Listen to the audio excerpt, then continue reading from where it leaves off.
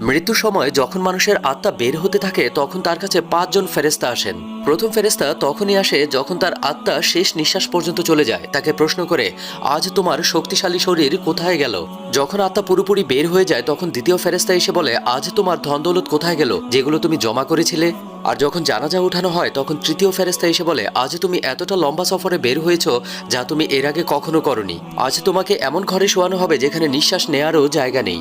আর যখন তাকে কবরে শোয়ানো হবে তখন চতুর্থ ফেরেশতা এসে বলে, কাল পর্যন্ত তুমি জমিনের উপরে চলাচল করেছো আর আজ জমিনের নিচে শুয়ে আছো। কাল পর্যন্ত তুমি হাসছিলে আর আজকে কান্না করছো। কাল পর্যন্ত সবাই তোমার সাথে ছিল আর আজ তুমি একা। যখন কবরে মাটি দেওয়া হয় আর সবাই চলে যায় তখন পঞ্চম ফেরেশতা আসে, বলে তোমার সব আপনজন তোমাকে ছেড়ে চলে যাচ্ছে। যদি তারা থেকেও যেত তাহলেও তোমার কোনো সুবিধা হতো না। আজকে তুমি হয়তো জান্নাতের সুসংবাদ পাবে আর নয়তো কবরের আযাব। আল্লাহ আমাদের সবাইকে কবরের আযাব থেকে মুক্তি দান করুন। আমিন।